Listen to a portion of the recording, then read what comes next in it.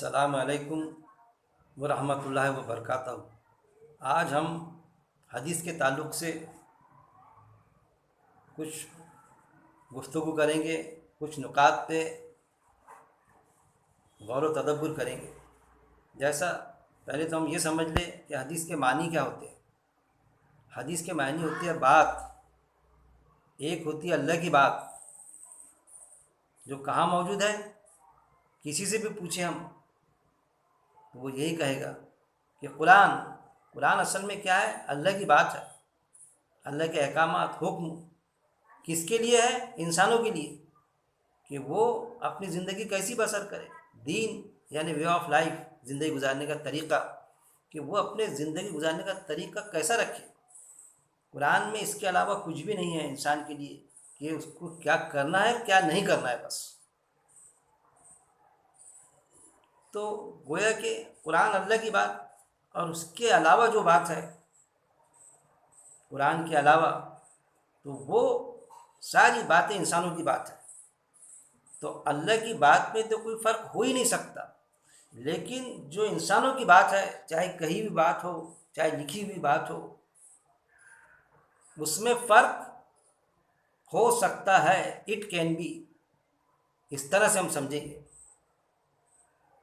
پھر کیونکہ وہ انسانی کلام ہے، کہ انسانی کلام میں فرق ہو سکتا، اس لیے جو کلام، جو انسانی بات اللہ کی بات سے ٹکرائے گی، ایک طرف اللہ کی بات اور ایک طرف انسان کی بات، اللہ کی بات سے ٹکرائیں گی، اللہ کے کلام سے ٹکرائیں گی، کوئی آیت سے ٹکرائیں گی تو ہم اس کو ریجیکٹ کریں گے، چھوڑ دیں گے اس کو، کیونکہ قرآن کی آیت سے ٹکراتی ہے۔ اور جو اگر نہیں ٹکرائے گی اس کو ہم گلے لگائیں گے، ہم کہیں گے یہ فلاں انسان، اس نے باقاعدہ قرآن کے مطابق بات کہی، قرآن میں اس کا حکم موجود ہے، لیکن قرآن میں حکم موجود نہیں، اس کے حکم سے، احکامات سے ٹکراتی ہے کوئی بات، ہم اس کو ایسا جسٹیفائی کریں اس بات کو، اس انسانی کلام کو، اس انسان کی بات کو، کہ نہیں ایسا ہو نہیں سکتا۔ یہ کوئی حدیث، چاہے کوئی بھی ایک مخصوص سمجھیں ہم، جیسا مسلم بخاری کی حدیث اللہ کے کلام سے ٹکرا ہی نہیں سکتی، اس طرح سے بھی عقیدے والے ملتے ہیں ہم۔ تو حدیث کے تعلق سے ایمان کے دعوے داروں کی رائے بٹی ہوئی ہے، بلکہ کچھ بیشتر علماء حضرات کی رائے بھی بٹی ہوئی ہے حدیث کے تعلق سے۔ اس تعلق سے ہم کچھ بات سمجھنے کی کوشش کریں گے، ایک عام ایمان والے کی حیثیت سے۔ میں کیا ہوں؟ کوئی عالم نہیں، ایک عام ایمان والا۔ علم یعنی اتنا کہ قرآن کا علم ہو جائے ہم کو، قرآن سمجھ میں آ گیا، قرآن سمجھاتے آ گیا، اتنا علم ہے۔ ایک عام ایمان والے کی حیثیت سے ہم سمجھنے کی کوشش کریں گے۔ تو پہلی بات، منکر حدیث۔ منکر حدیث ہم کسے کہتے ہیں؟ جو بس اس کا عقیدہ قرآن پر ہو، کہ بس قرآن کو مانے، کہ بھئی میرا عقیدہ قرآن پر ہے، بس میں قرآن کو مانوں گا، اس کے علاوہ کوئی چیز، قرآن کیا ہے؟ یہ اللہ کی بات ہے، اس پر میرا ایمان ہے۔ اللہ کے رسول صلی اللہ علیہ وسلم نے قرآن کے علاوہ کوئی کتاب لکھا کے نہیں گئے، بالکل صحیح فرماتا ہوں۔ اس کے علاوہ جو بات رہے گی میں اس کو بالکل بھی نہیں مانوں گا، بس میں قرآن کی بات کو مانوں گا۔ ارے بھائی، اس کے علاوہ جو حدیثیں ہیں جو لکھی گئی، آپ صلی اللہ علیہ وسلم نے کوئی حدیث تھوڑی لکھی، قرآن کے علاوہ کوئی بات نہیں لکھی، کوئی حدیث نہیں لکھی آپ صلی اللہ علیہ وسلم نے۔ اس طرح سے کہیں گا منکر حدیث۔ ان سے اگر ڈیبیٹس ہو ہمارے تو صاف ہم سے یہ بیان کرتے کہ اللہ کے رسول صلی اللہ علیہ وسلم نے قرآن کے علاوہ سرکار نے کوئی چیز لکھی ہے کیا؟ تو ہمارے پاس میں کوئی جواب نہیں ہوتا کہ آپ قرآن لکھیں۔ تو پھر جب قرآن ہے تو پھر ہم اس کے مطابق زندگی بسر کریں گے۔ ارے جو حدیث ہے تو 200-250 سال بعد لکھے گئی، اور اس میں گھڑی ہوئی حدیثیں بھی بہت ملتی، تو ہم اس کو یہ بولیں گے بھائی گھڑی ہوئی حدیثیں ملتی، لیکن جو گھڑی ہوئی حدیثیں نہیں ہیں، قرآن کے مطابق ہے، اس پر تو تیرا ایمان رکھ۔ نہیں، ہم کیونکہ اس میں گھڑی ہوئی حدیثیں ہے، مکسنگ ہے اس میں، اس لیے ہم وہ حدیث کو مانیں گے نہیں، ہم حدیث کے منکر حدیث بن کے رہیں گے۔ مطلب کہیں سے ہم نے لائے چاول کا بورا لائے، گیہوں کا بورا لائے، ایک مثال دے رہا ہوں میں، اب گیہوں کا بورا لائے، پتہ لگا کہ اس میں چاول کے ساتھ میں یا گیہوں کے ساتھ میں کنکر بھی موجود ہے، ارے بھائی کسی نے ملا دیا کنکر، نہیں ملانا تھا، بھاؤ لیا ہم سے چاول کا، 100 روپے کلو چاول لائے یا گیہوں لائے ہم نے 50 روپے کلو، 40 روپے کلو، بھاؤ تو اس کو کس کا دیے؟ گیہوں کا دیے، اب اس نے کنکر ملا دیا، 100 کلو کے بورے میں سمجھ لیجیے اس نے 2 کلو کنکر ملا دیا، 3 کلو، تو کیا بھاؤ سے لیا؟ 100 روپے کلو، 300 روپے کا کنکر ملا دیا، نہیں اس نے ملا دیا، اس میں کنکر نکل گئے، اب کیا کریں گے؟ ہم لا تو لیے ہم نے، نہیں پورا جو اب وہ دکان بند کر کے چلے گئے یا وہ دکان والا بھاگ گیا، فرار ہو گیا، اب کیا کریں گے؟ یہ پورا جو ایک بورا گیہوں کا ہے یا چاول کا ہے پورا پھینک دیں گے، ارے بھائی اس کو چن لیں گے ہم، عقل مندی کا تقاضا کیا ہے کہ ہم اس کو چن لیں گے چاول کو، اگر اس سے دنیا کے حساب سے اس منکر حدیث سے اس طرح سے بات کریں ہم کہ تو نے اگر چاول لایا یا گیہوں لایا اور اس میں کنکر ملے ہوئے مل گئے، اب وہ دکان والا بھاگ گیا، چلے گیا، پھنسا کے چلے گیا، تم کو دے دیا تم سے دھوکہ، تو تم اس طرح کی بیوقوفی کرو گے کہ پورا گیہوں کا بورا پھینک دیں گے تم، 100 روپے کلو کا چاول کا بورا یا گیہوں کا بورا، تو وہ یہی کہیں گے ایسا کیسا پھینکیں گے، کیا آپ نے مجھے بیوقوف سمجھا؟ ہم اس میں کے کنکر الگ نکال لیں گے، سارٹنگ کریں گے، اس کی کنکر نکال لیں گے اور چاول استعمال کریں گے ہم اس کو، لیکن دنیا کے معاملے میں تو برابر سمجھتا ہے کیونکہ خود کا پیسہ جاتا نا، لیکن دین کے معاملے میں، اللہ کے ضابطے کے معاملے میں، اللہ کی بات کو سمجھنے کے معاملے میں یہ ہے کہ نہیں، جو حدیث ہے نا ہم اس کو حدیث کو مانیں گے نہیں، کیونکہ کچھ حدیث گھڑی ہوئی ہے نا، اس لیے اس سے انکار کریں گے۔ مطلب انکار کے معنی یہ ہوتے کہ جیسا ہم نے وہ پورے بورے کو پھینک دیے کچرے میں چاول کے، تب جو چاول تھے اس کا بھی ہم نے انکار کیا، کہ جو واقعی چاول تھے اس کا انکار کیے، اس کو ہم نے راستے پہ پھینک دیے، اس کی بے حرمتی کر دی، اس طرح کی بیوقوفی کی ہم نے، تو ان کا بالکل منکر حدیث کا یہی ان کی مثال ہے، یہی مثال ان پہ بیٹھتی کہ کیونکہ گھڑی ہوئی حدیث ہے، اس لیے کیونکہ آپ صلی اللہ علیہ وسلم نے حدیثیں لکھی نہیں، اس لیے ہم اس کو مانیں گے نہیں، ہم حدیث کے منکر بن کے رہیں گے، جبکہ تواریخ میں یہ بھی موجود ہے، جب وہ یہ کہتے تو یہ کیا قرآن میں لکھا ہوا ہے کیا کہ آپ صلی اللہ علیہ وسلم نے قرآن کے علاوہ کوئی چیز نہیں لکھا ہے؟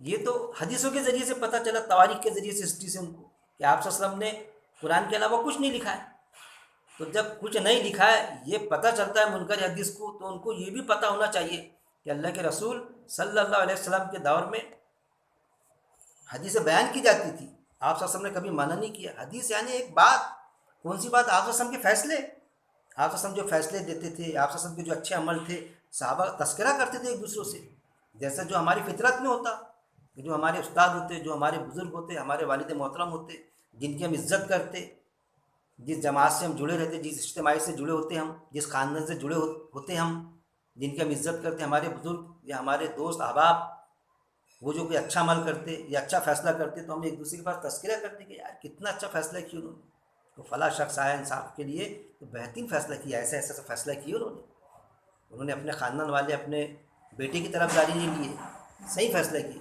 ہم تذکرے کرتے۔ ایسا آپ صلی اللہ علیہ وسلم قرآن کے مطابق اپنی زندگی بسر کرتے تھے اور فیصلے بھی دیتے تھے، خود کے بھی فیصلے کرتے تھے، اوروں کو بھی فیصلے دیتے تھے، یہاں تک کہ ایمان والے جن کا ایمان نہیں بھی تھا وہ بھی فیصلے کو آتے تھے، ان کو بھی آپ صلی اللہ علیہ وسلم فیصلے کرتے تھے ان کے لیے، اور جب وہ انکار کرتے تھے، ان کے مطابق فیصلہ نہیں ہوتا تھا، تو آپ صلی اللہ علیہ وسلم یہ بھی کہتے تھے کہ دیکھ لو تمہارے تورات انجیل میں یہ ہے کہ نہیں، ہاتھ کا بدلہ ہاتھ، آنکھ کا بدلہ آنکھ، کان کا بدلہ کان، ہے کہ نہیں یہ قاعدہ؟ میں تو اسی ٹائپ سے آپ کو فیصلہ دے رہا ہوں نا۔ تو یہ چیز تو ایک طرف تو یہ منکر حدیث کی یہ بیوقوفی، دوسری یہ تو بیوقوفی ہوگی ایسی کہ پورا چاول کا بورا پھینک دیں گے، یہ ایک طرح کی ان کی بیوقوفی بالکل نظر میں آتی منکر حدیث کی۔ دوسری یہ کہ ان کا یہ انکار جو ثابت ہوتا کہ مطلب ہم حدیث کو نہیں مانیں گے کسی بھی، مطلب وہ اس بات کی گواہی دے رہا ہے کہ اللہ کے رسول صلی اللہ علیہ وسلم نے صرف قرآن یعنی تھیوری ہے، قرآن پریکٹیکل تھوڑی ہے، بس اللہ کی طرف سے آیت نازل ہوئی، وہی نازل ہوئی اور آپ صلی اللہ علیہ وسلم نے لکھا دیے، قرآن تھیوری کی شکل میں لوگوں تک کے پیش کر دیے کہ اللہ نے وہی نازل کی، اب اس پر عمل وغیرہ نعوذ باللہ آپ صلی اللہ علیہ وسلم نے کیے نہیں، اس کو عملی جامہ نہیں پہنا ہے، بس تھیوری آئی، تھیوری پیش کر دی لوگوں تک کے. اور اس تھیوری میں یہ آیت بھی موجود ہے باقاعدہ قرآن میں، جس پر ان کا ایمان ہے کہ وہ تم کیوں کہتے ہو جو کرتے نہیں. اللہ کو بات وہ بہت ناگوارہ گزرتی ہے کہ تم کہو کچھ اور کرو کچھ. تو گویا کہ آپ سے پیش کر دیے، کرے نہیں عمل، اور اگر عمل کیے اس حساب سے فیصلے کیے، خود بھی اپنی زندگی گزاری، تو وہ پریکٹیکل. تو حدیث میں کیا ہے؟ وہ پریکٹیکل ہی ہے کہ جو کام کیے وہ پریکٹیکل کیا آپ صلی اللہ علیہ وسلم نے. تو گویا کہ آپ صلی اللہ علیہ وسلم کے پریکٹیکل سے انکار کرتی ہے منکر حدیث. اس طرح ہم سمجھیں گے کیا ثابت ہی ہوتا کہ جو حدیث کو نہیں مانے گا تو سمجھ لیجیے آپ صلی اللہ علیہ وسلم کی پریکٹیکل زندگی سے اس نے انکار کیا، اور وہ اپنے آپ کو اتنا شاہانہ سمجھ رہا ہے کہ بس اللہ کے احکامات موجود ہے قرآن میں، تو کیا ضرورت آپ صلی اللہ علیہ وسلم نے کیا پریکٹیکل کیے یا نہیں کیے، اس سے مجھے کیا مطلب. احکامات موجود ہے، احکامات کے مطابق میں اپنی زندگی بسر کر لوں گا. بھائی آپ صلی اللہ علیہ وسلم کی پریکٹیکل زندگی، آپ صلی اللہ علیہ وسلم جیتا جاگتا نمونہ تھے قرآن کا. ایک شخص نے پوچھا، غالباً ماں عائشہ کا قول ہے، کہ آپ صلی اللہ علیہ وسلم کی زندگی کیسی تھی؟ پوچھا ماں عائشہ رضی اللہ تعالیٰ عنہ سے. کیا فرمایا ہماری ماں نے کہ تم نے قرآن نہیں پڑھا؟ آپ صلی اللہ علیہ وسلم کی زندگی قرآن کا جیتا جاگتا نمونہ تھی. مطلب کیا کہ قرآن میں جو ہے، جو احکامات ہے، جو گائیڈ لائن ہے، عین اس کے مطابق آپ صلی اللہ علیہ وسلم نے اپنی زندگی گزاری، پریکٹیکلی اس پر عمل کیا آپ صلی اللہ علیہ وسلم نے. یہ چیز تو منکر حدیث گویا کہ آپ صلی اللہ علیہ وسلم کی زندگی کا پریکٹیکل کا انکار کرتے ہیں، اور جو اللہ کے رسول صلی اللہ علیہ وسلم کی پریکٹیکل زندگی کا انکار کرے اور قرآن پر کتنا ایمان رکھے تو وہ ایمان والا نہیں ہو سکتا، چاہے کوئی بھی ہو. تو یہ عمل ہے منکر حدیث کا. پھر آپ کو دوسری کیٹیگری یہ ملے گی، ایک سے ایک موجود ہے. تو یہ 3 کیٹیگری میں نے بتایا ہوں. پہلے کیٹیگری یہ منکر حدیث کی. دوسرے ملیں گے منکر قرآن، جانے انجانے میں منکر قرآن بھی بین بیٹھے ہم ملیں گے آپ کو. کس میں سے؟ علماء حضرات میں سے ملیں گے منکر قرآن. اب کیسے منکر قرآن ہوتے سمجھ لیجیے. مطلب حدیث انسانی کلام پر اس حد درجے تک عقیدہ بنا لینا، یعنی کیسا ہوتا منکر حدیث کا معاملہ؟ منکر قرآن کا مطلب حدیث یعنی انسانی کلام پر اس حد درجے تک عقیدہ بنا لینا کہ فلاں شخص کی، یعنی فلاں پرسنالٹی، فلاں شخصیت کی لکھی ہوئی حدیث قرآن کی کسی آیت سے ٹکرا ہی نہیں سکتی. ایسا انسانی کلام پر عقیدہ بنانا کہ جو فلاں شخص ہے پرٹیکولر ایک شخص، جیسا مسلم بخاری کی حدیث، ارے بھائی مسلم بخاری کی حدیث قرآن کی کسی آیت سے ٹکرا ہی نہیں سکتی، ٹکراتی ہی نہیں. اس طرح کا عقیدہ، ٹھوس عقیدہ بنا کے رکھنا. ایک طرف اللہ کا کلام اور ایک طرف انسان کا لکھا ہوا کلام حدیث، اس میں عقیدہ یہ بنانا کہ جیسا اللہ کا کلام ہوتا یعنی قرآن، تو وہ قرآن یعنی اللہ کے کلام سے مسلم بخاری کی حدیث ٹکرا ہی نہیں سکتی، ٹکراتی نہیں. اس طرح کا عقیدہ بنانا. جبکہ قسم ہم کس کی کھاتے بھائی؟ کسی سے پوچھا جائے تو قرآن کی قسم کھاتا ہو جنرل انسان، حالانکہ کھانا تو چاہیے اللہ کی قسم، قرآن کی قسم کھاتا. حدیث کی کتاب کی، حدیث کی کوئی قسم نہیں کھاتا کہ بھائی حدیث کی قسم میرے کو. قسم کی قرآن کی کھائیں گا، لیکن جب عقیدے کا معاملہ آیا تو قرآن کے ساتھ میں حدیث کو ملا دیتا کہ بس انسانی کلام بالکل ایسا کہ قرآن کی کسی آیت سے نہیں ٹکراتا. کہ اگر اس کو آپ مجھ سے پوچھے کہ بھائی قرآن، ایک شخص آیا ایمان میں داخل کیا، اس نے داخلہ لیا، مطلب ایک انسان نے، جنرل انسان نے اب ایمان میں داخلہ لیا اس نے، اور اس نے پوچھا کہ بھائی میرا قرآن پہ ایمان ہے، ساری چیزیں، اس نے لایا کہ بھائی یہ حدیث، اس میں یہ حدیث ہے ایسی ایسی، تو اس کو سیدھا بول دیا جائے گا ارے بھائی یہ حدیث ہے نا، مسلم بخاری کی ہے نا، ارے بالکل سمجھو یہ قرآن ہی ہے، ایسا سمجھ لے، بالکل ایسی ہے، قرآن میں یہی چیز ہے. اب یہ حدیث میں جو بتایا اس کے حساب سے جا تو زندگی بسر کر. قرآن بھلے بعد میں پڑھنا تو نہیں، لیکن یہ جو آیا تھا نا اس حساب سے اپنا فیصلہ دے دے. تو اس طرح سمجھ لینا. یہ ایک وہ کیٹیگری ملتی ہے آپ کو. جیسا جس چیز کے لیے منع کیا گیا کہ غلو میں مت پڑھو، ایسا غلو میں پڑھنا، ایسا پڑھنا، ایسی شخصیت پرستی کرنا، ایسی گرزگیت کرنا، تو کوئی گرزگیت میں غرق ہے تو کوئی شخصیت پرستی میں۔ یہ کیا ہے؟ شخصیت پرستی ہے۔ ایک شخص کا لکھا ہوا کلام مسلم بخاری، اس کو ایسا سمجھ لینا کہ جیسا اللہ کے کلام کے ساتھ میں اس کو جوڑ دینا، بالکل کہ وہ غلط ہو ہی نہیں سکتا۔ کیا ہے؟ اس شخصیت کی شخصیت پرستی ہے۔ تو غرق ہے کچھ علماء حضرات اس میں غرق ہے، ڈوبے ہوئے اس میں۔ جیسا میں تو سب کو سنتا ہوں، سب کی ویڈیو سنتا ہوں، جیسا محترم مرزا علی مرزا انجینئر صاحب، ان کا یہ موقوف ہے۔ کیا موقوف ہے ان کا؟ صاف انہوں نے اپنی کلپنگ میں بتا دیا کہ مسلم بخاری کی روایت قرآن کی آیت سے ٹکرا سکتی یا ٹکرا جاتی، لیکن کوئی حدیث بھی، مسلم بخاری کی کوئی حدیث قرآن کی آیت سے نہیں ٹکراتی۔ ڈکلیئر کیا انہوں نے باقاعدہ سے، مطلب مسلم بخاری کی کوئی حدیث ہے اور کوئی یہ کہے بندہ کہ بھائی یہ قرآن کی آیت سے ٹکراتی ہے، نہیں یہ قرآن کی آیت سے نہیں، دیکھنے کی ضرورت ہی نہیں، ہم کیوں دیکھیں گے، کیوں جانچیں گے اس کو؟ مسلم بخاری کی حدیث ہے نا، بس آپ مجھ کے بھروسہ کرو، بس اس کے مطابق اپنی زندگی بسر کرو۔ قرآن کی آیت سے ٹکرا ہی نہیں سکتی، ٹکراتی نہیں، دیکھنے کا سوال ہی پیدا نہیں ہوتا۔ مطلب قرآن کیا ہے؟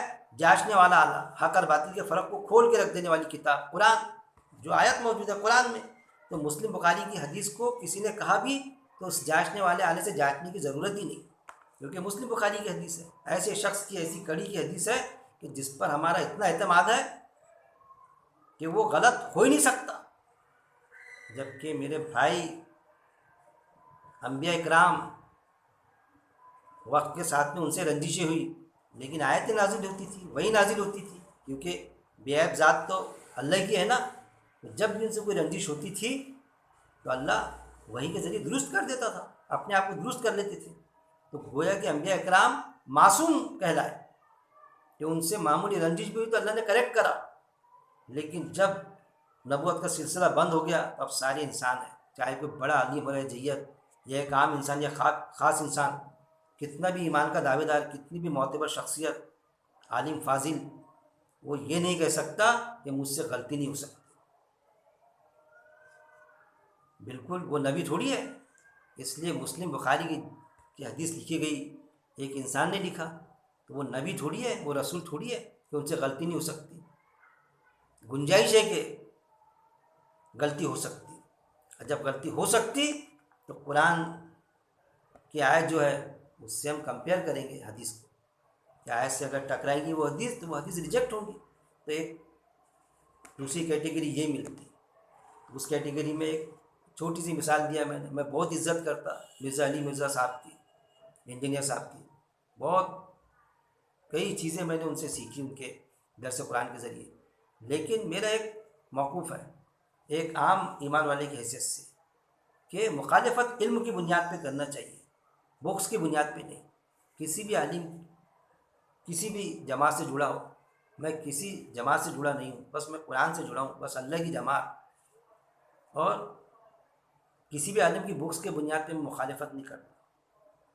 انجینئر صاحب کو کے لیے میرے دل میں بہت جگہ ہے، لیکن علم کے بنیاد پر تو مخالفت ہوں گی، کہ ان کا یہ جو نظریہ ہے، یہ جو موقف ہے کہ مسلم بخاری کی حدیث قرآن کی آیت سے ٹکرا ہی نہیں سکتی، ٹکرا ہی نہیں سکتی کا سوال، یہ ٹکراتی ہی نہیں، تو دوسری طرف ہم کو وہ موقف بھی ملتا، وہ نظریہ بھی ملتا، ان کا طارق مسعود صاحب کا، محترم طارق مسعود صاحب مفتی عالم، ان کا یہ بھی ملتا، جبکہ کئی باتوں سے ان کے میں متفق نہیں ہوں، لیکن یہ بات انہوں نے باقاعدہ، ان کا آپ ویڈیو دیکھیں گے تو انہوں نے صاف کہہ دیا، ان کی اس بات پر میں نے ایک پہلے کلپنگ بھی درج کیا ہوں یوٹیوب پر، کہ جو حدیث قرآن کی آیت کے خلاف جائیں گی تو ہم وہ حدیث کو مطلب ریجیکٹ کریں گے، بالکل اس طرح کا ان کا نظریہ بنتا، کیونکہ 100% 100% جو صحیح ہے تو وہ قرآن کی آیت ہے،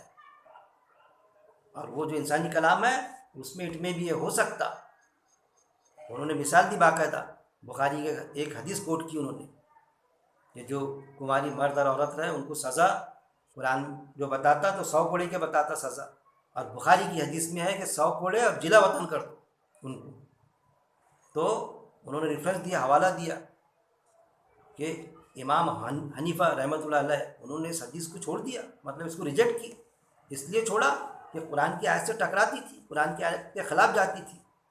ریفرنس دیا تو وہ بات بالکل ان کی پٹنے لائق ہے، مناسب بات ہے.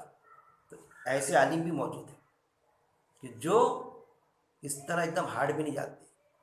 کیسا کہ ایک دم غلو کی شکل اختیار کر لینا کسی معاملے میں. مسلم بخاری کی حدیث قرآن کی آیت سے نہیں ٹکراتی، غلو کی شکل. تو کیا ہمارا علم ہم کو یہ اجازت دیتا؟ اور دوسری طرف ہم نے یہ سمجھنا کہ بس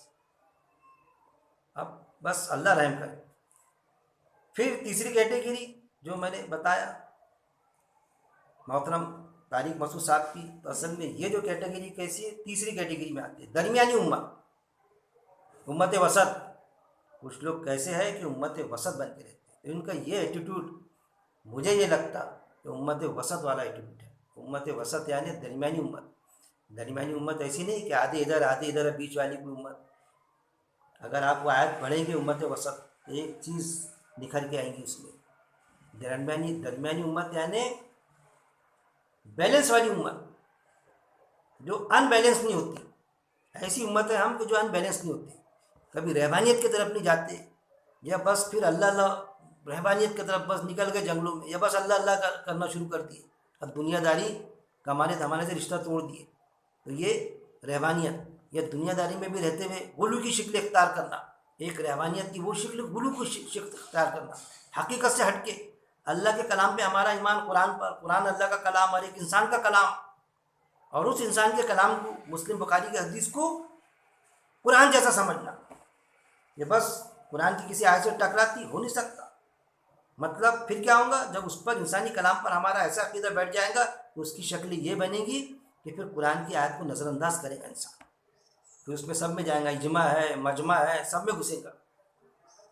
اکثریت اس کو مان لیتی تو اللہ کا کلام پھر ایک طرف ہو جائے گا. ساری اکثریت مان لے، لیکن اگر قرآن کی آیت سے ٹکرائے گی تو ہم اس کو ریجیکٹ کریں گے. وہ ہے ایک طرف جانا، غلو کی شکل اختیار کر لینا. یا تو دنیا داری میں گھس جانا، یا پھر ایسا گھس جانا ایک طرف کا، جیسے ایک پتنگ ہوتی نا، اس کو کننا دینا پڑتا، ایک طرف مرتی تو ادھر کا کننا دینا پڑتا، ادھر مرتی تو ادھر کا کننا دینا پڑتا، اس کے ستل میں گاڑ دینا پڑتا. لیکن ایمان والا امت وسط جو بتایا اللہ نے، ایمان والے کو نہ کننا لگانا پڑتا نہ ستل میں گاڑ دینا پڑتا. وہ ایسی پتنگ کے مانند ہے کہ جو اپنا صحیح انداز سے بیلنس کے ساتھ میں کام کرتا، ان بیلنس ہو کے کام نہیں کرتا. تو وہ ہے ان بیلنس ہو جانا. ایسا کسی حدیث کو، انسانی کلام کو سمجھ لینا گویا کہ قرآن ہے، اور وہ جب قرآن کی آیت سے ٹکراتا وہ بات، وہ حدیث، تو پھر قرآن کی آیت کو نظر انداز کر دینا. جب وہ انسانی کلام کو انسان جب یہ سمجھ لیتا نا اللہ کے کلام جیسا، تو پھر دوسرا داؤ برابر مارتا ابلیس اس پر. جب اس کے مطابق سمجھا تو پھر سمجھانا شروع کرتا ہوں، اور جب سمجھاتا تو پھر آیتوں کی تحریف بھی کرتا، تکذیب بھی کرتا. آیتیں جھٹلائی جاتی، تکذیب کی جاتی اس میں. اس کے بھی کئی دروس میرے موجود ہیں. دوزخ میں سے نکل جائیں گے، قبر میں 3 سوال ہوں گے، کوئی جماعت کہتی 4 سوال ہوں گے، جبکہ جسم و روح کو جوڑ تو روز قیامت کے ملائے جائیں گے.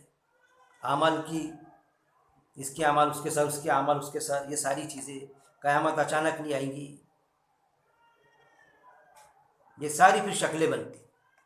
تو یہ شکلیں ایسی لوگ بناتے جو گھسا اس میں.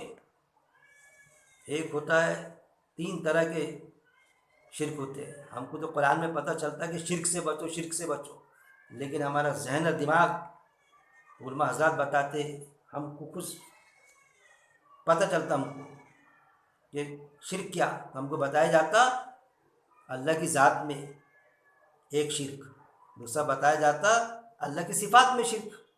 تو اللہ کی ذات میں شرک یعنی ایک اللہ، اور اللہ کے علاوہ کوئی دوسرا کسی کو اللہ سمجھ لینا، کوئی اور اللہ سمجھ لینا. جیسا فرعون دعویٰ کرتا تھا کہ میں اللہ ہوں، میں سب کچھ تمہارا پورا کر رہا ہوں، کوئی اللہ نہیں ہوں، میں اللہ ہوں. تو اللہ کے علاوہ کوئی ایک اور اللہ تسلیم کر لینا، تو وہ اللہ کی ذات. جیسا ایک اللہ ہے اور ایک اللہ اور ہے، نعوذ باللہ. اللہ اگر سو گیا، اللہ کو اگر اونگ آ گئی تو وہ اللہ سے میرا کام میں جما لوں گا، وہ اللہ میری ریکوائرمنٹ ضرورت پوری کر دے گا. تو یہ ہے اللہ کی ذات میں شریک کر دینا. اور ایک ہوتا اللہ کی صفات میں کہ اللہ میں جو صفت ہے تو دوسرے میں وہ صفت سمجھ لینا.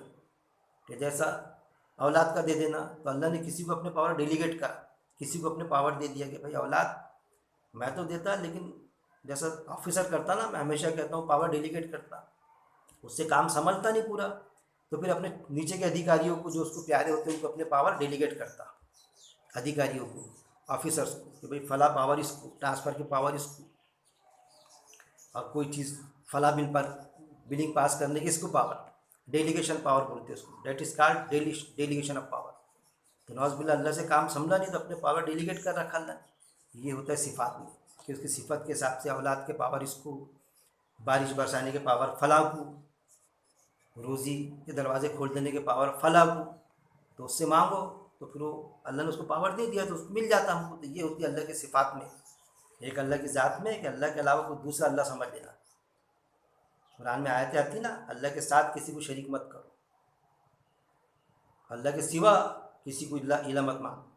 ساتھ یعنی صفات، اور سوا یعنی اللہ کے علاوہ دوسرا اللہ سمجھ لینا کسی. اور ساتھ یعنی صفات، جیسا اللہ نے اپنے پاور کسی کو ڈیلیگیٹ کرا. ایسے دو شرک ہم کو بتائی جاتی ہے. تیسرا بھی ایک شرک ہے میرے بھائی، وہ ہے اللہ کی بات میں شریک کرنا. اللہ کی بات کہاں موجود ہے؟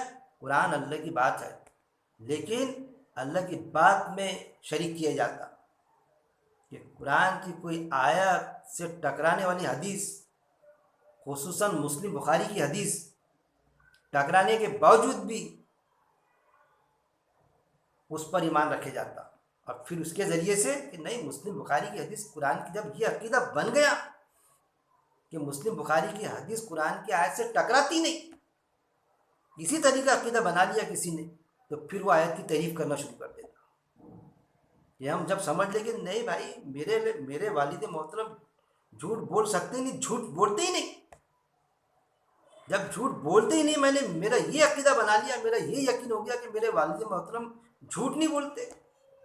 بول سکتے کا سوال نہیں بھائی، سکتے بولو ہی مت، جھوٹ ہی نہیں بولتے. تو پھر کوئی کتنا بھی سچ بولے گا تو میرے والد محترم کا میرے کو اتنا احترام رہے گا کہ میرے والد محترم میں بولے نا وہ بات سچ ہے. کسی نے اگر قرآن کی بھی بات لے کر آ گیا کہ قرآن میں ایک اللہ کا ذکر ہے، ایک اللہ ہے قرآن میں، والد محترم سے پوچھیں گا، والد محترم میں بولے نہیں، ایک نہیں، دو اللہ. دیکھو بیٹا، ایک اللہ ہوتا تو اپنے کو کتنی جنت ملیں گی؟ ہاں، وہ ایک جنت. دو اللہ ہے تو اپنے کو دو جنت ملیں گی. ارے فائدہ، اپنے کو دو جنت ملیں گی. یہ اپنے کو دو جنت سے روک رہا. دو جنت ہے، میرے والد محترم میں بولے ایک نہیں دو جنت ہے، ہم کو دو جنت سے روک رہا ہے. تم بالکل اس طرح کا عقیدہ ہے ان کا. انسانی کلام پر ایسا عقیدہ کرنا جیسا اپنے باپ پر عقیدہ بنانا کہ میرا باپ جھوٹ بول ہی نہیں سکتا. تو کیا یہ درست ہوگا میرے بھائی؟ تیرا باپ کیا نبی ہے، رسول ہے؟ جب قرآن کا معاملہ آئے گا ہمارے باپ کی بھی نہیں مانیں گے، کوئی بڑے جید عالم کی بھی نہیں مانیں گے. کتنے بھی معتبر ذرائع سے کڑی حدیث آئیں گی، قرآن کی آیت سے ٹکرائیں گی، مسلم بخاری کی بھی حدیث رہے گی، ہم نہیں مانیں گے. جیسا طارق مسعود صاحب کا بالکل درست عقیدہ ہے کہ 100% کلام کی برابری کوئی انسانی کلام تھوڑی کر سکتا، وہ 100% صحیح تھوڑی ہو سکتا. لیکن مرزا علی مرزا صاحب کا بڑی میں ان سے مؤدبانہ گزارش کروں گا کہ درست کرے اس عقیدے کو، کیونکہ بہت سارے لوگ آپ کی سنتے ہیں، آپ کی رہبری میں اپنی زندگی بسر کر رہے ہیں. وہ سمجھتے ہیں کہ آپ ایک سلجھی ہوئی شخصیت ہے اور آپ غلطی کو تسلیم بھی کرتے ہیں. ایک معمولی، ایک جنرل ایمان والے کی حیثیت سے میں التجا کروں گا ان سے کہ سوچے، اس پر وچار کرے اور اپنی کلپنگ درج کرے اس کے حساب سے کہ دراصل صحیح معنوں میں کیا ہے. غلطی تسلیم کر لینا وہ مقصد بالکل یہ نہیں. مومن تانا نہیں دیتا. میں آپ کو تنقید کی حیثیت سے تاکہ اصلاح ہو جائے یہ چیز پیش کر رہا ہوں. تو درمیانی امت بن کر رہنا، درمیانی امت یعنی جو ان بیلنس نہیں ہوتی.